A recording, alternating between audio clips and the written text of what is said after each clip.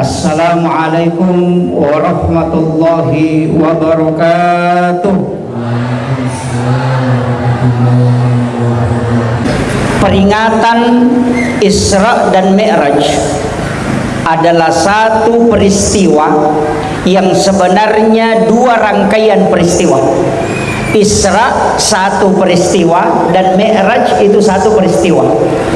Ada nabi yang hanya diisrakan tapi dia tidak mi'raj. Ada juga nabi yang dimi'rajkan tapi dia tidak isra. Rasulullah selain diisrakan juga dimi'rajkan. Nabiullah Isa alaihi salam itu hanya mi'raj tapi dia tidak isra. Jadi Nabi Isa itu diangkat dari bumi langsung ke langit kedua. Makanya penghuni langit kedua itu ada dua. Yang pertama adalah Nabiullah Isa alaihi salam, yang kedua Nabi Yahya. Dua nabi ini unik, Pak. Nabi Isa lahir tanpa bapak, Nabi Yahya lahir dari wanita yang sudah berhenti haid, menopause. Itu hal yang aneh, tapi nanti kita akan bahas apa hikmahnya. Kemudian nabi yang diisrakan tapi tidak mi'raj itu Nabiullah Musa alaihi salam ketika diperjalankan ke negeri Madian. Itu dengan jarak tempuh lebih 100 km tapi hanya satu malam. Nabi Rasulullah Muhammad sallallahu alaihi wasallam selain Isra dia juga mi'raj. Jadi Isra dari Mekah ke Palestina tapi tidak langsung. Kadang-kala kita memahami Nabi itu dari Masjidil Haram langsung ke Masjidil Aqsa, itu tidak. Pertama, Rasulullah dibelah dadanya. Ini kalau dalam kisah itu panjang sekali, tapi saya ambil singkatnya. Nabi dibelah dadanya. Kenapa dibelah dadanya? Kemudian jantungnya diambil, kemudian dimasukkan ke dalam bejana, kemudian diambillah air Sam-Sam, kemudian dimasukkan. Ada ulama mengatakan dibersihkan kalau dalam fikih, tapi dalam hikmah itu tidak. Dalam tasawuf itu berbeda. Ulama tasawuf mengatakan hatinya Rasulullah tidak kotor, makanya tidak dibersihkan. Hatinya Rasulullah itu sudah bersih sejak dia lahir. Nabi tidak punya dosa, tapi kenapa dia dibersihkan dengan air Sam-Sam? Ulama tasawuf mengatakan tidak dibersihkan, tapi ditambah hikmah. Kalau kita di-upgrade. Tapi kalau ulama hikmah yang membicarakan, maka dia mengatakan hatinya Nabi tidak ditambah hikmah dan juga tidak dibersihkan, tapi untuk memuliakan air Sam-Sam. Itu beda, Pak, tinjauannya. Dia mengatakan begini, air Sam-Sam tidak akan mulia seandainya tidak pernah dipakai mencuci kalbunya Rasulullah. Sama dengan Hajar Aswad. Sampai hari ini kalau orang melaksanakan ibadah haji, dekna mungkin lepak baui Hajar Aswad seandainya Nabi tidak pernah menciumnya. Karena itu batu. Jadi artinya apa? Tidak akan mulia Hajar Aswad dicium sampai hari ini seandainya Nabi tidak pernah menciumnya. Air Sam-Sam tidak akan pernah mulia seandainya tidak pernah dipakai mencuci kalbunya Rasulullah. Jadi bukan hatinya Nabi yang kotor, tapi air yang ingin diangkat derajatnya. Itu kalau kajiannya ulama kita. Jadi makanya ulama kita bagi pembahasan. Makanya kalau di pesantren itu memang harus belajar dari berbagai macam sisi ilmu. Ada kajian fikih, ada kajian hadis, ada kajian tafsir, ada kajian tasawuf, ada kajian hikmah. Dan itu tidak sama ulamanya. Kalau kajian fikih disebut kajian Islam, ulamanya disebut fuqaha. Kajiannya itu hukum-hukum antara halal atau tidak. Mazhabnya Syafi'i, Maliki, Hanafi dan Ahmad bin Hambal. Kalau naik satu tingkat disebut kajian iman. Ulamanya disebut murabbi, bukan fuqaha, tapi disebut murabbi. Mazhabnya Mu'tazilah, Jabariyah, Qadariyah, Sunni dengan Syiah. Itu kajiannya adalah tauhid. Kemudian diangkat satu grade lagi namanya kajian ihsan. Ulamanya disebut mursyid, mazhabnya disebut tarekat. Jadi tarekat ada khalwatiyah, ada samam, ada yusufiyah, ada saktari, ada ahlaki. Jadi nanti ulamanya ini beda-beda. Ulama fikih itu beda kajiannya dengan ulama tasawuf. Nanti yang membuat rancu Indonesia ini Pak, dai-dai yang mencampur tiga ini. Ya napa si garu-garu ya talwewe malah saulu jamaah. Nah ustaz saya dari tahu pusing. Makanya saya sering kadang kalau dengarkan ceramah itu kadang stres. Kita yang dari pondok ini justru dirubah pemahaman. Saya kasih contoh, kenapa ada yang memfatwakan sungkeman dengan orang tua itu musyrik, hormat kepada bendera merah putih itu musyrik, karena kajian adab dikasih turun ke kajian tauhid. Itu bahaya.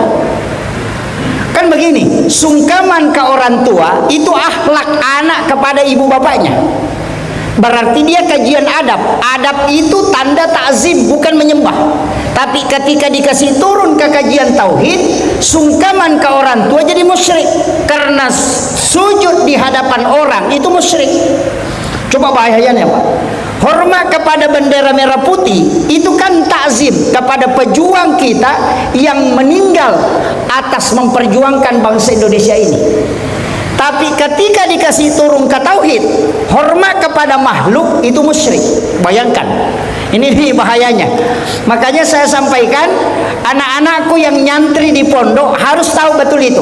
Nanti kita buka lagi pembahasan kajiannya beda. Begini, ulama fikih, ulama hadis, kalau sakit pasti berobat. Karena setiap likulli da'in dawa, setiap penyakit itu ada obatnya. Dan Rasulullah mengatakan ketika engkau sakit maka berobatlah sebagai ikhtiar untuk sembuh. Tapi ulama tasawuf tidak akan berobat kalau sakit. Karena orang yang berobat ketika sakit maka itu kufur nikmat. Itu juga hadis Pak. Rasulullah mengatakan sehari semalam umatku kena penyakit, 1 tahun dosanya dihapuskan oleh Allah. Makanya pilih mana?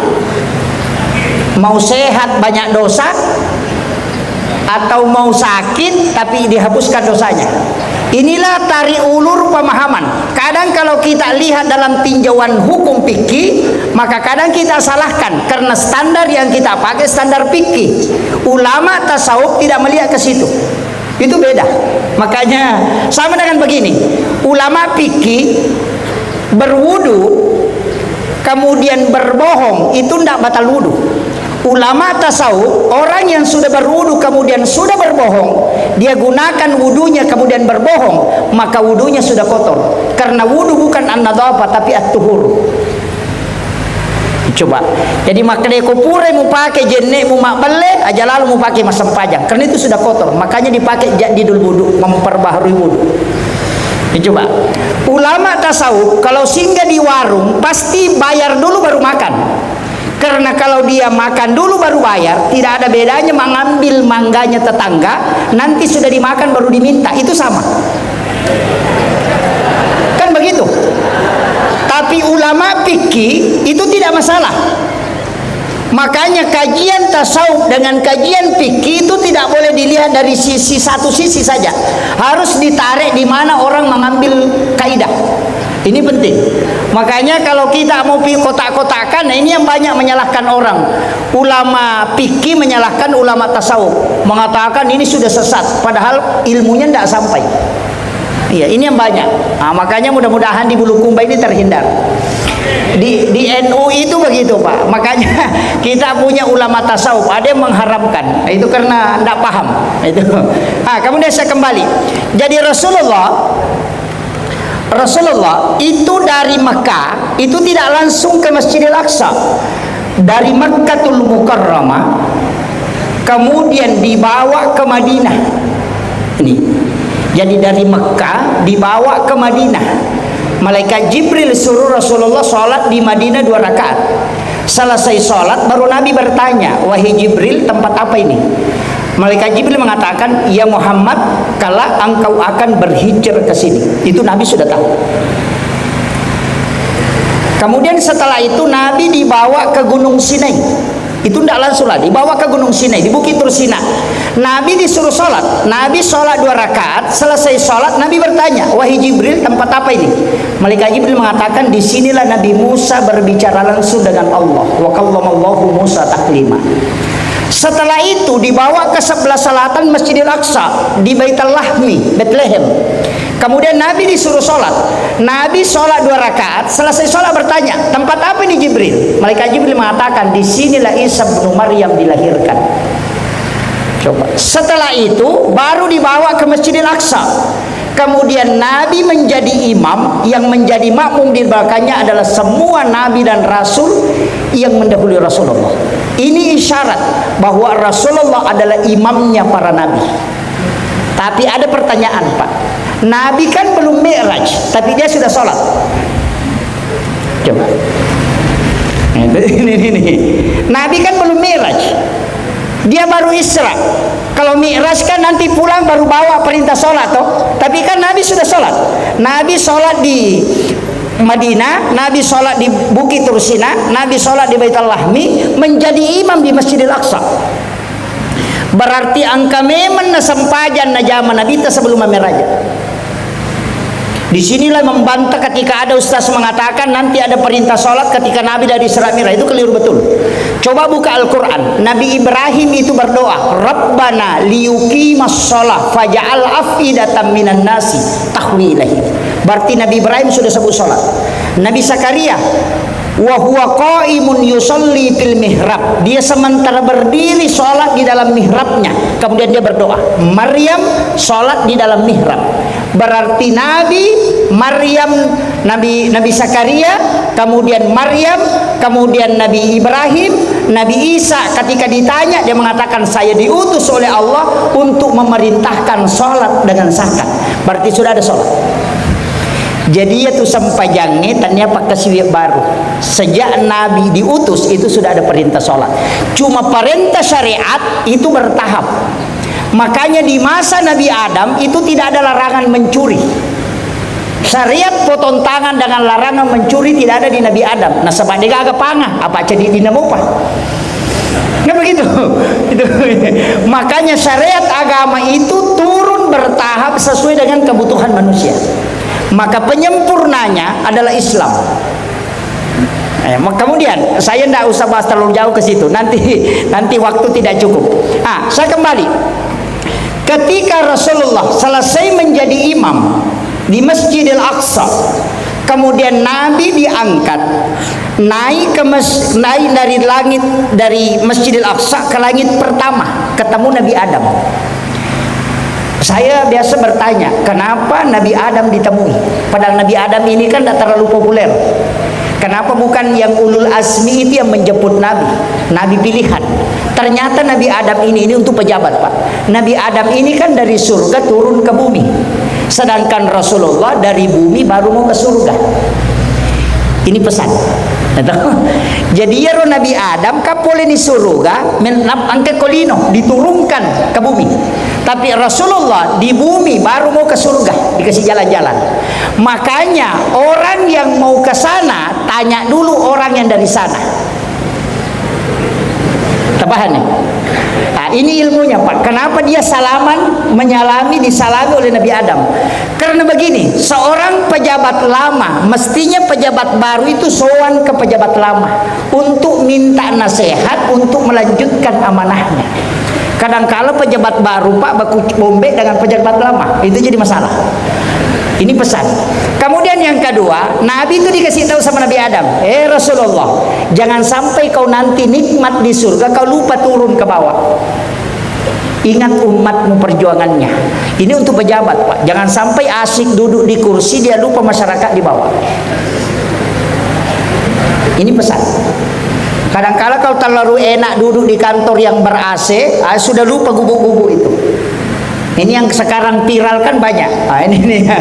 Makanya belusukan itu sunnah Nabi. Kenapa orang yang turun dari tingkat tinggi ke bawah itu, ke bumi ini harus didatangi? Saya kasih tahu salah satu hadis Nabi yang sangat masyhur bagi orang yang membutuhkan hajat yang kuat. Ya kau tahu angkana cinailah, ada satu hadis Nabi dan itu hadis sahih. Siapa yang tidak punya keturunan atau punya hajat yang tidak bisa terkabul, maka cari 7 orang miskin pada hari Jumat dan sedekahi, dan suruh dia mendoakan kamu, karena 7 orang miskin berdoa mengalahkan 40 ulama. Itu hadis Nabi. Ini yang jarang kita lakukan. Rasulullah mengatakan ketika kau tidak punya keturunan, jadi kau tahu pura mak bayi ne pura malakai na degaga anak-anak, cari 7 orang miskin, kau sedekahi di hari Jumat, kemudian minta dia yang mendoakan kamu, karena 7 orang itu mengalahkan 40 ulama ketika berdoa. Ini yang kalau nanti saya akan masuk ke caleg. Ini kan nanti jadi sogokan toh. Coba. Nanti kalau orang tidak tahu, tidak ngaji kitab Fathul Muin, nanti ini anggap sogokan.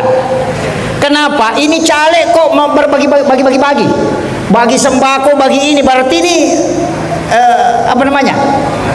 Ini sogok. Enggak. Caleg itu bisa sogok, bisa tidak. Kalau dia datangi orang yang berhak menerima bantuan, baru dia kasih, baru dia sampaikan, saya punya hajat ingin jadi caleg, mohon didoakan, mudah-mudahan doa tak yang menyebabkan hajatku terkabul. Itu bukan sogok, itu sunnah. Saya kasih tahu dulu. Kita kan ngaji dulu dasarnya. Kalau mengatakan bahwa itu kan jadi masalah, Ustaz. Tidak, begini. Kenapa kita lari ke sholat dulu? Kenapa Imam Nawawi Ad-Dimashqi dalam kitab Hadis Arba'in, Imam Nawawi itu hadis pertama yang diambil adalah hadis tentang niat. Saya ingin kasih tahu. Kalau orang sholat di sini 2 rakaat, di sini sholat 2 rakaat, di sini sholat 2 rakaat, di sini sholat 2 rakaat. Sholatnya sama-sama 2 rakaat, gerakannya sama dan bacaannya sama, tapi sholatnya bisa beda hanya karena niat. Ini sholat taubat, ini sholat sunatatul masjid, ini sholat sunnah wudu, ini sholat sunnah hajat. Yang membedakan cuma niatnya. Semua aktivitas itu lari ke situ. Ini yang orang tidak biasa baca, Pak. Kenapa dia sholat sunnah hajat padahal gerakannya sama? Mungkin di sini sholat taubat, gerakannya juga sama, sama-sama juga 2 rakaat, tapi karena niatnya sholat hajat di sini, niatnya sholat taubat di sini, sholatnya beda. Sama dengan tadi caleg, ketika dia datang kasih foto ke orang, baru kasih tahu ingat tanggal sekian, coblos nomor ini foto saya, itu baru sogok. Tapi ketika dia datang ke ulama, dia datang ke masyarakat biasa, minta didoakan, itu bukan sogok, itu sunnah, Pak.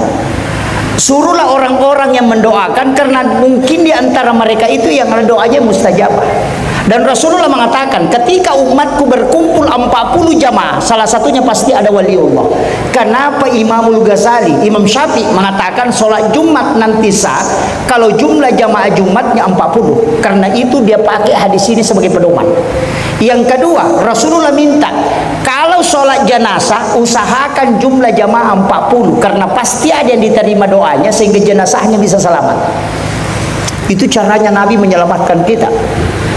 Ini nih, makanya ulama kita kan dari dulu begitu, makanya dia bilang, ini orang berdosa. Anda pokoknya kumpulkan 40 orang, doakan, ada yang diterima doanya. Tapi kalau preman yang meninggal, tukang bagal yang meninggal, tidak usah Rois Sure yang mensolati, jangan. Nanti malaikat keberatan. Kasihlah ketua MWC yang salat ini. Jadi masalah ini. Nanti malaikatnya.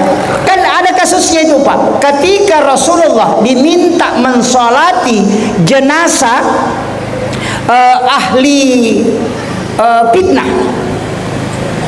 Itu kan hadis tentang ibki itu. Makanya Nabi kan diminta dan Nabi mau solati, tapi Allah kan melarang. Kenapa Nabi dilarang mensolati? Kau mintakan ampun atau kau tidak mintakan ampun, tetap Allah tidak akan ampuni. Makanya Nabi dilarang, karena nanti malaikat pusing, Pak. Kalau Nabi yang berdoa, malaikat pusing. Kan begitu. Mau tidak diterima, Nabi yang minta. Sama dengan Firaun. Ketika tenggelam di laut itu kan dia mau tobat, tapi malaikat Jibril yang sumpet mulutnya sehingga dia tidak bisa bertobat. Karena malaikat Jibril jengkel. Masa di dunia kau mengaku Tuhan baru sombong, tapi kau mau mati baru mau tobat? Padahal dia tutup itu. Kan Nabi, kan dia sudah tahu itu. Jadi makanya ulama kita dari dulu begitu. Jangan langsung vonis orang, ini masuk neraka, ini masuk neraka, enggak. Bahkan saya dapatkan satu hadis sahih dari Ibnu Mas'ud mengatakan, siapa yang meninggalkan 3 atau 2 anak perempuan ahli ibadah, ibu bapaknya tidak disentuh api neraka. Itu hadis. Makanya yang punya anak laki-laki ya sabar, belum bisa kasih syafaat. Nah, kembali, Rasulullah naik lagi pertama, kemudian naik ke langit kedua, itu ketemu dengan Nabi Isa, kemudian Nabi Yahya. 2 nabi ini Pak memang profesinya beda, sama-sama pendakwah tapi tempat berdakwahnya beda. Kalau Nabi Isa masuk ke tempat-tempat maksiat, di KP-KP, di tempat WTS, di tempat orang minum. Ya toh si Nabi Yahya masuk sama orang baik. Nanti orang-orang baik. Ketika 2 mazhab ini ditanya, dia bisa ditanya sama Nabi Yahya, "Maga toh si ko lo sigaru tau majai. Na parinum yo ko WTS mituli musibah ko." Maka Nabi Isa, saya kan nabi. Sama dengan dokter. Dokter itu mestinya sama orang sakit, karena untuk mengobati supaya jadi sehat. Saya kan nabi, memperbaiki orang buruk. Masa saya selalu sama orang baik? Nah, kan makanya Nabi Isa kumpul dengan orang-orang jelek. Makanya kalau ada ustaz bolak-balik masuk ke KP, enggak usah Pak, itu mazhabnya Nabi Isa itu. Jangan langsung disalahkan dulu lah. Ini. Iya, tapi yang harus kuat mentalnya ini. Makanya kayak Gus Miftah, itu kan tugasnya dia. Lari ke situ. Tapi Nabi Yahya kan ditanya sama Nabi Isa, "Kenapa kau selalu sama orang baik? Pokok masigi itu 5 cara kau. Tahu kanjak itu 5 cara mai. Tahu tepat mi dakwai." Aga nasa Nabi Yahya, "Saya takut kalau terpengaruh." Itulah mazhab saya Pak, makanya saya ceramah di depan orang-orang baik saja. itu makanya jamaah tabligh yang berdakwah di pelosok-pelosok, berdakwah di peminum, itu tidak usah disalahkan Pak. Mereka itu silakan. Islam begitu. Saya ketika ditanya ada ustaz ini begini, ada ustaz, saya bilang tidak usah kau tegur. Ustaz itu masing-masing ada ranahnya. Ustaz Dasat Latif mungkin untuk ke politik, supaya orang-orang politik diceramai, karena tidak semua orang bisa ceramah begitu Pak. Mengatakan Ustaz Nur Maulana, ya Ustaz Nur Maulana itu artis, lari ke artis. Kenapa? Artis itu kompleksitas masalahnya besar, tapi dia mau belajar agama santai. Makanya kasih Ustaz Nur Maulana, sambil tertawa dia bisa paham agama. Itu Allah sudah tempatkan itu Pak. Kalau mau kajian masuk ke Ustaz Hadi Hidayat, ada Ustaz Gus Baha. Kemudian begitu Pak, masing-masing ada. Kalau mau kajian tasawuf ada guru Profesor Dr. Nasaruddin Umar. Masing-masing silahkan pilihlah. Jangan saling menyalahkan. Kadang kalau kita ada Ustaz begini, tidak usah, diam. Allah sudah tempatkan itu. Nah, ini yang harus kita terima. Makanya NU itu merangkul semua. Karena itu yang dia pahami. Masing-masing ini punya tempat. Iya. Kemudian naik ke langit ketiga, kita percepat. Ini sudah hampir jam 3. Itu jam di belakang kayak mati, itu jam di belakang. Oh iya, mati betul itu. Ini baru 1:30 itu. Kemudian naik ke langit ketiga, keempat, kelima, keenam. Makanya saya bilang begini, Iyaro Nabita itu sudah profesor di 9 cabang. Profesor tanaman, profesor bendaharawan, ahli karena ketemu dengan Nabi Yusuf. Nabi Yusuf itu kan bendahara negara. Kemudian ketemu dengan Nabi Harun, ahli diplomatik. Ketemu Nabi Musa yang ceplos-ceplos. Kemudian ketemu Nabi Ibrahim, ahli logika. Jadi makanya Rasulullah itu ahli filsafat, ahli kesehatan. Nabi Isa kan kesehatan. Itu Nabi Isa bisa menghidupkan orang mati. Dokter kita Pak biasa mematikan orang hidup. Tapi tidak ada jadi bulukumba, tidak ada. Kan begitu. Rasulullah wattun nasiruntu Nabi Musa itu menangis. Nabi Musa itu menangis. Satu-satunya nabi yang ditemui Rasulullah menangis itu cuma Nabi Musa. Magina terdi Nabi Musa. Nanti kan kisah di Nabi Musa ini banyak. Nabi Musa itu menangis karena dia melihat satu-satunya nabi yang mengalahkan umatnya masuk surga hanya Rasulullah. Jadi maka dia Nabi Musa, saya melihat umatnya Muhammad yang masuk surga, saya melihat ke belakang itu sampai tidak melihat ujungnya. Sedangkan umatku masih kelihatan ujungnya. Ini umatnya Rasulullah. Kemudian naik ke langit ketujuh, ketemu Nabi Ibrahim. Di langit ketujuh, Nabi tersenyum dan Nabi sangat gembira karena ternyata wajahnya Nabi Ibrahim itu mirip dengan wajah Rasulullah. Setelah itu Nabi naik ke Sidratil Muntaha. Dari situlah dia melihat Allah. Tapi jangan pahami, ajak lalu tak pahami, maka dapuang Allah Ta'ala ada di Sidratil Muntaha. Ini kan yang sekarang mengatakan Allah itu di langit. Kalau seperdua malam turun ke bumi. Jadi kalau dia turun ke bumi, dari langit kosong. Begitu. Kalau kita logikakan, makanya di NU itu Ahlus Sunnah wal Jamaah Nahdiyah itu pakai bahwa Allah itu tidak bertempat. Karena kapan bertempat berarti dia terbatas. Kalau dia terbatas berarti dia makhluk. Makanya kalau dia mengatakan maafin akada minra inabi taqsidratil muntaha, kemudian dia melihat Allah, berarti Allah di situ. Tidak. Kalau saya mengatakan begini, saya naik ke loteng, di loteng kemudian saya naik ke atap, kemudian di atap saya melihat bulan. Pertanyaannya, apakah bulan ada di atap? Kan tidak. Jadi Nabi naik ke Sidratil Muntaha, di Sidratil Muntaha dia melihat Allah. Apakah Allah ada di situ? Tidak. Sama dengan itu tadi. Saya naik ke atap, kemudian di atap saya melihat bulan. Apakah bulan ada di atap? Tidak. Itu caranya ulama kita memberikan pemahaman bahwa Allah itu tidak bertempat. Ini. Kemudian saya tidak terlalu jauh ke situ. Di langit ketujuh itu malaikat Jibril stop. Kemudian akan asa Jibril, Muhammad aterun gang kama iya. Maka dia Nabi Jibril, dampingi saya sampai ketemu dengan Allah. Kau mendampingi saya sejak berangkat, maka sampai saat ini kau dampingi aku ketemu dengan Allah. Jangan biarkan aku sendiri. Begitu cintanya malaikat Jibril sehingga Rasulullah mengatakan kumpulkan semua kekuatanmu. Jadi malaikat Jibril itu Pak punya 360 sayap, sama dengan jumlah hari dalam satu tahun. Satu sayapnya Jibril dalam riwayat dia kibaskan itu bisa mengelilingi bumi 7 kali. Dimipanina na papiran akapitu na ceneri lino. Tapi 360 sayap dia gunakan untuk dia melesit naik ke Sidratil Muntaha, dia tidak bisa. Kemudian Jibril mengatakan, aku hanya sampai di sini Muhammad. Batasanku sampai di sini. Itulah makna kenapa Imam Ja'far dalam kitab Barsanji dia mengatakan, anta nurun fauka nurin. Itu maksudnya. Engkau Muhammad adalah cahaya di atas cahaya. Jibril adalah cahaya, engkau adalah cahaya, tapi kau mengalahkan cahayanya Jibril. Sehingga dia mengatakan, anta nurun fauka nurin.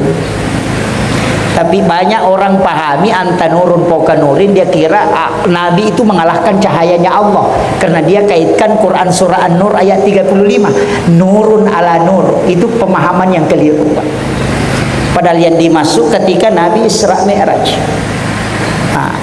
Nabi di situ kemudian naik ke Sidratil Muntaha dengan tidak didampingi oleh malaikat Jibril. Makanya sholat itu satu-satunya ibadah yang tidak ada pendamping. Yang lain kan dikirim. Makanya saya selalu sampaikan begini, asam paja lalu ki. Iya ku iya roleang ede tajamai. Masalah sah, tapi dia napa ada salah anak kosam pajak dia tajamai. Kenapa? Karena sholat satu-satunya tidak bisa dicampur Pak. Ibadah yang lain itu bisa dicampur. Orang puasa main yoker, itu puasanya tidak batal. Iya. Tapi orang sholat main yoker pasti batal sholatnya. Coba, iya. Orang puasa nonton TV itu tidak batal puasanya, tapi orang sholat nonton TV pasti batal. Kan begitu. Haji orang bisa bicara, sholat tidak bisa. Makanya satu-satunya ibadah yang totalitas itu cuma sholat.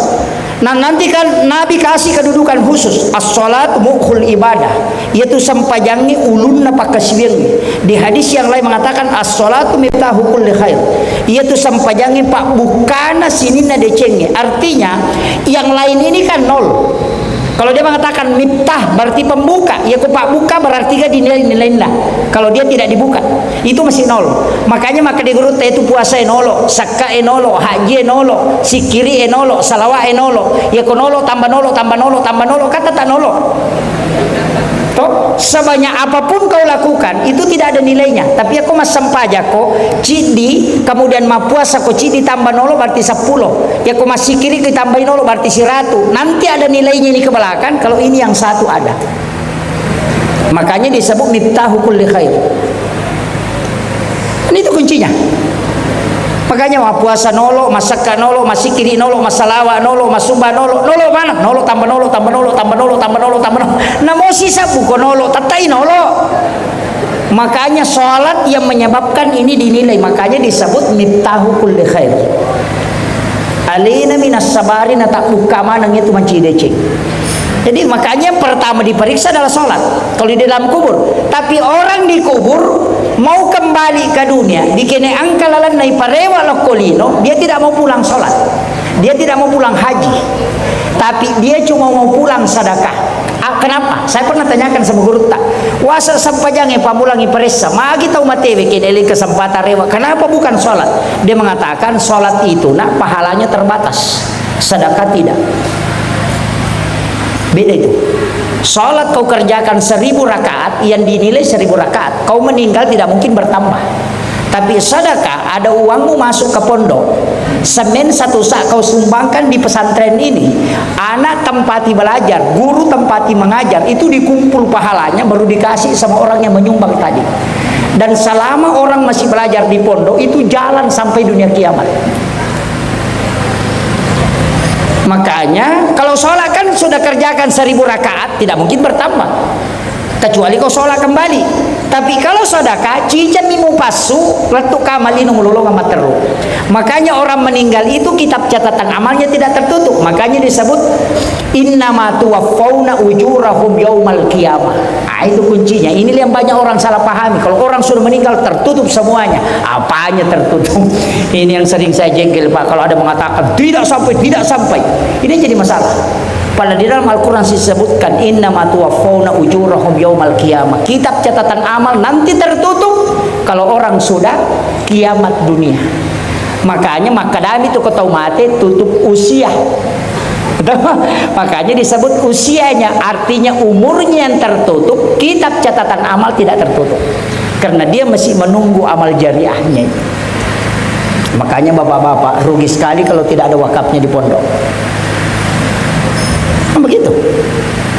Nah maka gampang Pak, satu sak semen saja dikasih masuk kalau ada dibangun. Berapa aja? 85.000. Itu anak belajar, orang yang bersedekah di pondok untuk pembangunan pesantren itu pahalanya berlipat-lipat dibanding dengan gurunya. Kenapa? Orang yang bangun ruangan Pak, ada ruangan dia bangun atau ada andilnya membangun ruangan, pahala murid yang belajar, pahala guru yang mengajar, pahala pengurus yang mengurus, semua dikumpul pahalanya kemudian diberikan kepada orang yang bersedekah tadi tanpa dikurangi orang melakukan kebaikan ini. Jadi aja tak kadai di guru aku pondok maka daya paling banyak pahalaku, tidak, yang bersedekah itu yang paling banyak pahalanya. Karena kenapa dikumpul pahalanya? Tidak mungkin ada anak belajar, tidak mungkin ada guru mengajar, dan tidak mungkin ada pengurus yayasan kalau pondoknya tidak ada. Itu kuncinya. Makanya pahala, jalur pahala itu gampang Pak sebenarnya. Makanya komik kita suruh kan gampang. Cari anak miskin yang penghafal Al-Quran, yang akidahnya benar. Karena banyak juga penghafal Al-Quran itu akidahnya tidak benar. Banyak. Kenapa saya katakan tidak? ISIS itu Pak hafal Quran 30 juz, hafal ribuan hadis, tapi jutaan ulama yang dibunuh karena akidahnya salah. Itu hafal Quran. Aja tak ada yang nak kepala Quran nanti selama nih, oh belum tentu. Makanya saya selalu bilang Pak, biasa kalau diceramah, kong kana tameta pertama ke pesantren Pak kepala Quran ya, tanya dulu gurunya. Maka ada mengaji tu matemo kata kue. Kalau tidak membaca Al-Quran kepada orang meninggal, aja memang tetap patami anak. Iya, jelas itu Pak. Maka dah magi Pak Ustaz, masa gina baca korako mati, na guru na maka dah dia naletu. Kan kuncinya di situ saja dia tahu. Tanyakan, apakah di sini orang mengaji ngaji kalau ada orang meninggal? Maka dia udah nanti mengaji. Aja memang tak patami, kecuali ceki yang ngaji ngaku mati, tak patami. Kan itu kuncinya Pak. Gampang sekali dideteksi itu.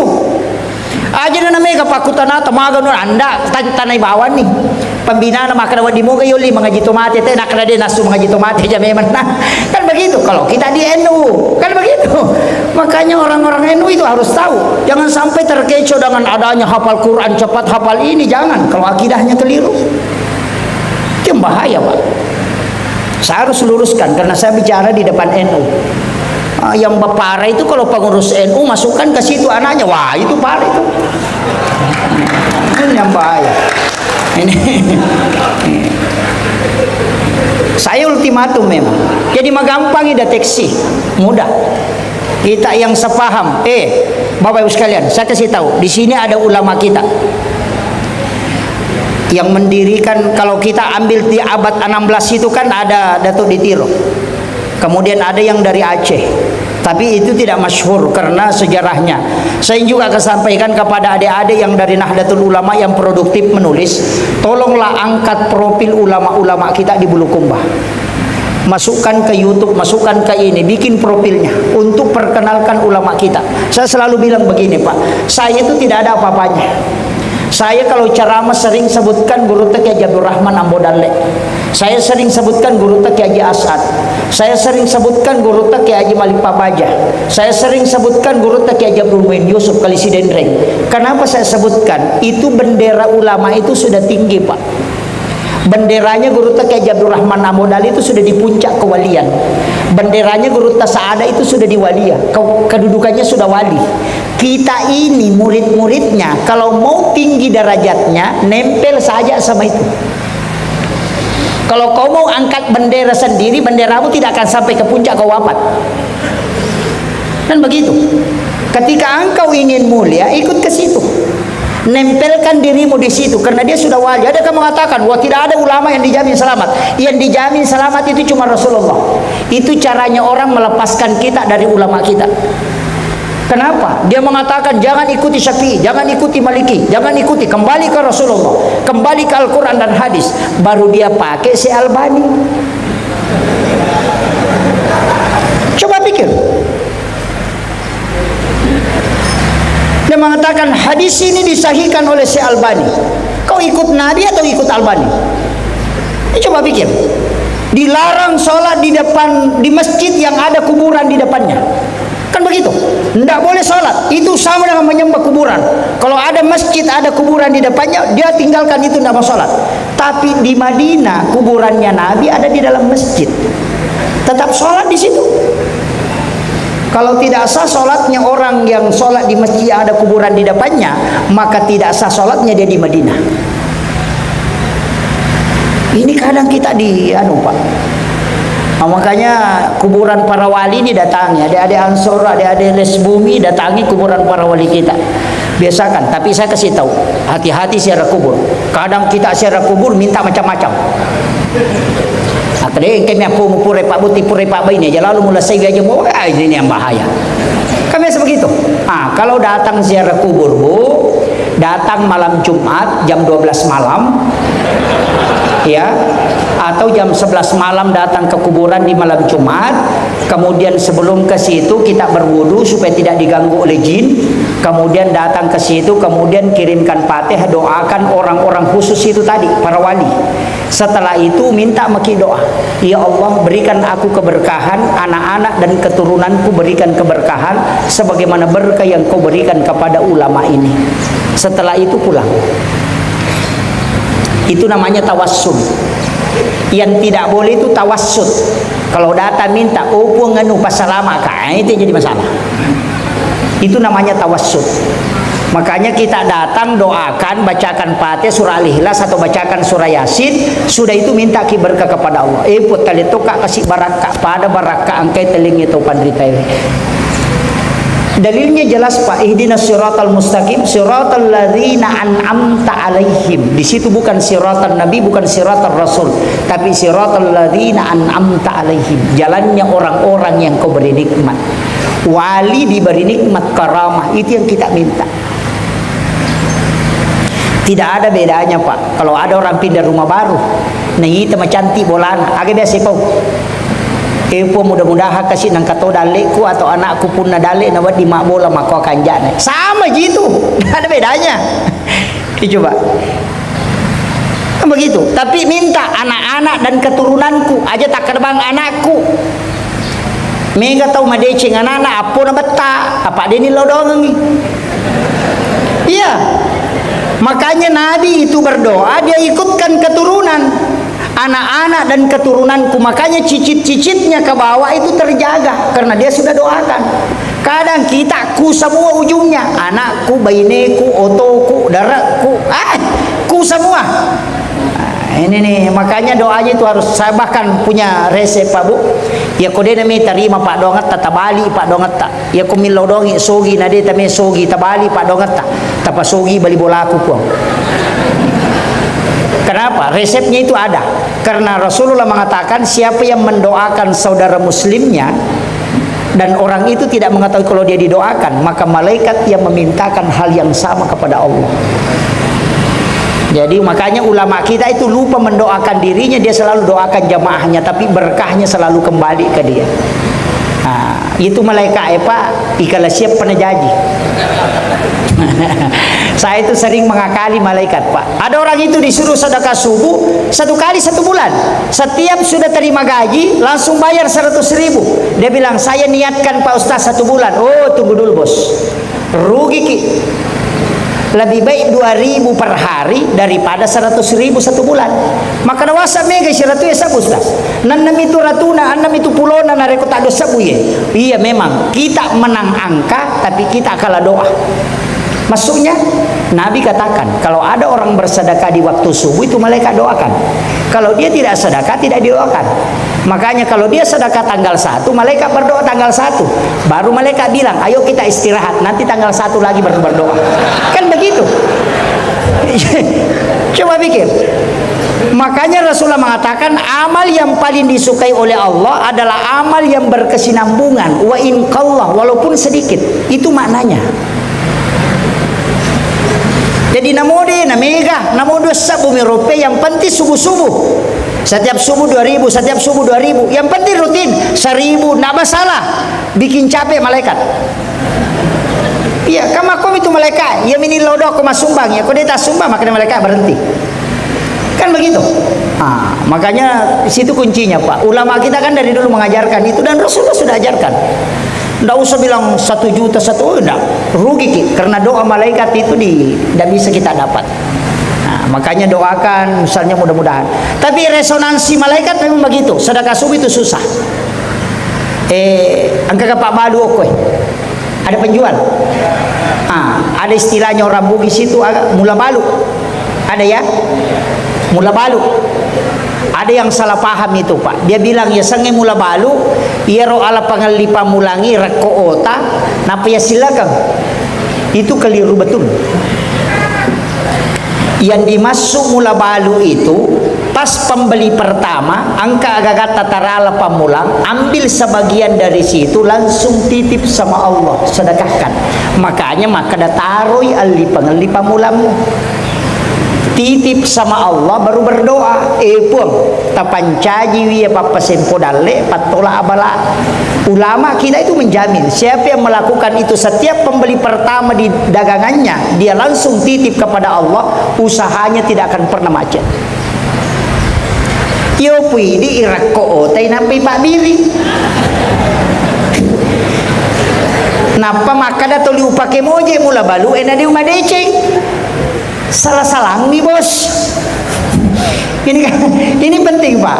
Makanya ilmu itu juga harus dipelajari. Makanya kaidah-kaidah ulama kita di Bulukumba ini kan kental. Tadi ada MWC istimewa ya.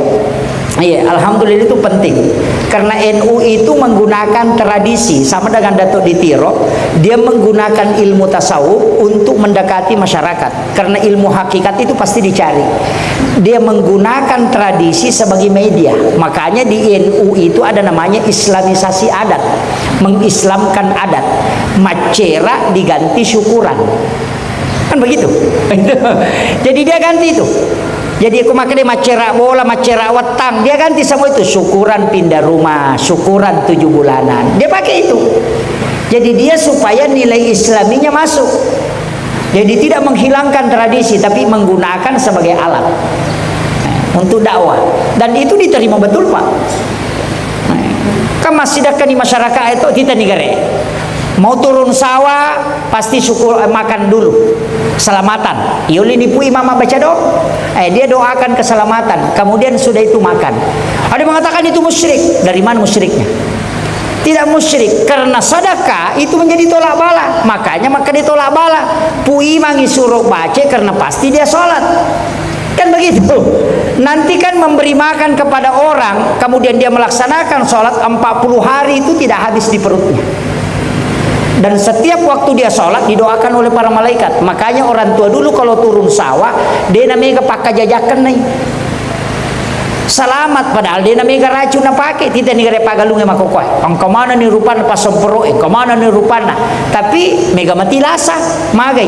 Dia nagaga milodong nih. Hilang itu tolak balanya. Coba kare. Magai. Melo no galunge. Orang kaya mau panen, orang kaya dipakai biasa atau kasih si masangking. Orang miskin pergi ya komunitas nama buat tahu ya kada mudah-mudahan kasih salama inang kato dale tamatu. Itu sudah doanya orang miskin. Tapi makokoe agak nasang menyanyi mana tuh sugi. Hilang doanya. Ini yang hilang, Pak. Tradisi itu boleh harus dikembalikan.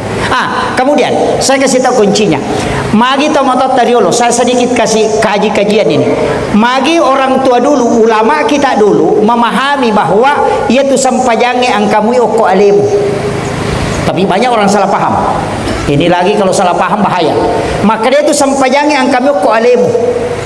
Apa makreman arapanap saupa kada araparabah. Niga misangi elena ya misangi punna. Kan begitu, karena wapi ampusi ku mapalatu basirun alemu ngadi mu guruiwi. Kan ada di situ semua. Itu yang diambil dalil. Coba kita lihat, Pak. Salat rahasia. Salat Nur Muhammad. Salat adalah Ahmad. Salat adalah diri kita. Salat adalah Nur Muhammad. Kan itu yang dibahas. Masuk ke tarekat, makanya nanti tarekat tunggal itu ada yang bahas, tapi saya tidak mau masuk ke situ. Yang jelasnya, kenri nololongan ngero begini. Iero sampajange Ahmad, iero mas sampajange Muhammad. Maksudnya, kepala ini kan tulisan huruf mim, dada ini huruf H, pinggul ini huruf mim, kaki itu huruf dal. Makanya tulisannya Muhammad. Kan kepala kita kan bundar, huruf mim, dada itu huruf H, makanya Muhammad. Sampajange Ahmad, kenapa? Berdiri huruf alif, ruku huruf H, sujud huruf mim, duduk huruf dal, makanya Ahmad. Coba itu kan dipakai. Jadi cara pendekatannya begitu. Maka dia nangka tahu dia nasampaja ternyata tahu. Apa ia senge Ahmad, ia matau tu rahasia, ia matau Nur Muhammad, ia matau watakale. Maka mana ke watakale? Unsur penciptaan kan 4. Api, angin, air, tanah. Api berdiri, angin ruku, tanah sujud, air duduk. Tulisannya juga Ahmad.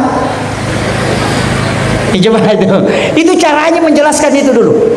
Jadi makanya tu watakale pula kompa unsur na anginnya maridi, unsur na apie macalla, unsur na wae mapute, unsur na tanah mabolong. Ia ko tatongi sifat na apie alipu ilambana.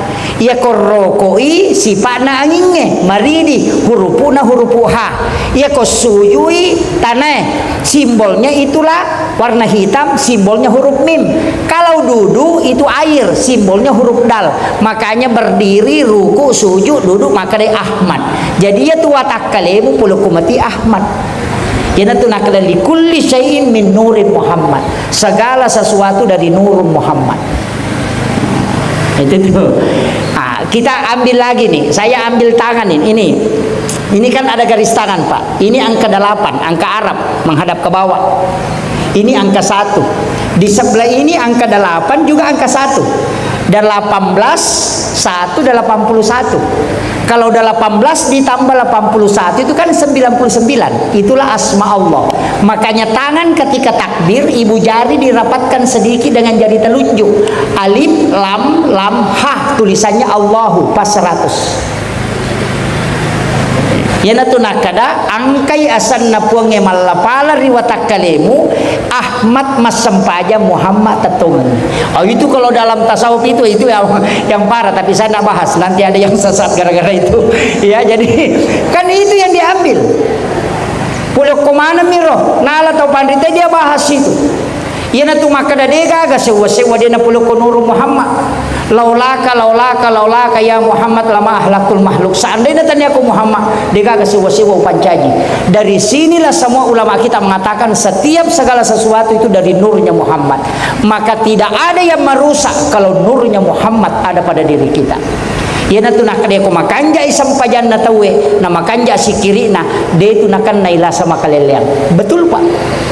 Makanan saja ulama dulu ajarkan, kalau kau mau makan ambil makanan itu cium, bacakan salawat, baru atokan niati maka da puluk ko nur Muhammad ipancaji puluk ko matoka nur Muhammad tama ko masih di mancaji Pak Bura.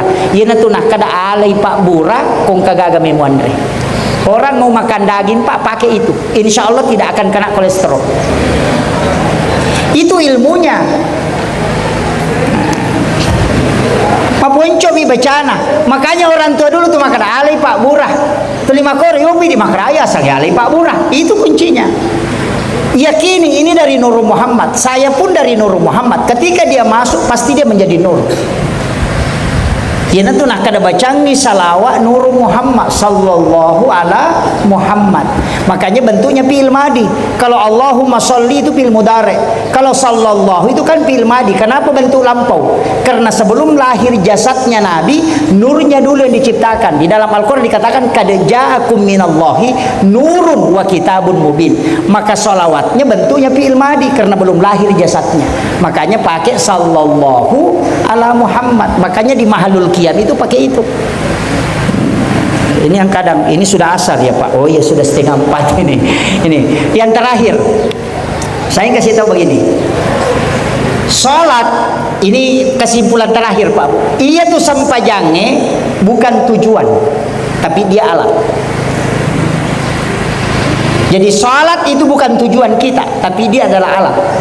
Kenapa dia alat? Karena tidak ada komunikasi yang menunggu. Yang lain itu kan menunggu semua. Doa menunggu, zikir menunggu, sedekah menunggu, salat tidak menunggu. Maksudnya begini, doa Bapak mau berangkat hari ini ke Jakarta, mau melaksanakan perjalanan, Bapak tidak sholat sunat musafir, hanya berdoa. Nanti doanya Bapak dilapor hari Kamis. Kan begitu. Kan doa itu kan dilapor setiap hari Kamis. Kenapa kita puasa hari Kamis? Karena di situ doa di store, pahala di store. Jadi kalau Bapak mau berangkat hari Senin, baru berdoa, nanti malaikat rapor hari Kamis, padahal Bapak sudah kembali. Coba pikir. Kenapa ada sholat sunat musafir? Nah sudah ada doa musafir. Kenapa ada sholat sunat taubat? Nah sudah ada doa taubat. Kenapa ada sholat sunnah hajat? Nah sudah ada doa hajat. Kenapa semua ada doanya, ada sholat, ada doa, ada sholat, ada istihara. Doa istihara bisa menggunakan istihara bil Quran, tapi bisa menggunakan istihara bil sholat. Karena sholat itu tidak menunggu. Bapak mau berangkat sekarang, sholat sekarang, itu tanpa perantara langsung sampai ke Allah. Kalau Bapak berdoa, malaikat cuma catat hari Kamis baru dilapor. Kan itu kuncinya.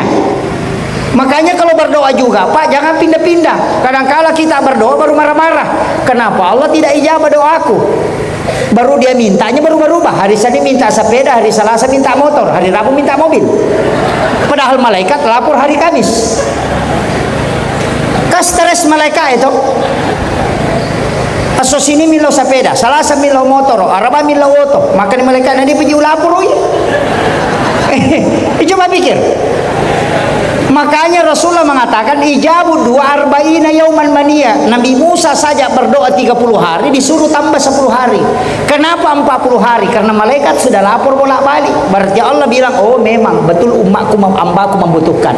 Itulah makna Allah malu kepada hambanya ketika dia tidak meminta kemudian dia tidak kasih. Makanya penutup doa itu wa isa salaka ibadi anni fa inni qarib ujibu da'watan izadaan. Ada terakhir izadaan. Karena ada orang berdoa tapi dia tidak berdoa. Itu maksudnya tadi. Hari Senin minta beda, Selasa minta beda, hari Rabu minta beda. Makanya kalau pakai analogi sederhana, kong ke anak tak tahu hari Senin minta sepeda, hari Selasa minta dibelikan mobil-mobil, hari Rabu minta dibelikan baju, pasti kita belikan es krim supaya dia diam. Tapi coba ada anak bangun ki mak belikan ke sepeda, mau ke kantor mak belikan ke sepeda, rewa ki boleh kantor mak ada belikan sepeda aku. 1 minggu saja anak selalu bilang mak belikan ke sepeda, kalau ada uang pasti kita belikan. Begitu caranya juga ketika hamba meminta kepada Allah. Kadang kita salahkan doaku tidak dijawab karena cara kita berdoa yang beda. Tidak istiqomah dalam doa. Makanya kunci agama itu memahami itu saja Pak. Kuncinya biar doa sembarang saja. Yang penting istiqomah terus minta. Allah akan bilang betul-betul hambaku membutuhkan ini. Itu aja. Jangan berubah-ubah Pak. Bahkan hari Kamis baru dilapor. Malaikat juga bilang, "Bede pun lapor inalah simillah aja bawa." Selesaikan begitu. Ini penting. Kemudian ada satu doa. Itu doa istilahnya begini. Saya katakan cek kosong. Bapak Ibu pasti hafal doa sapu jagat. Dihafal toh?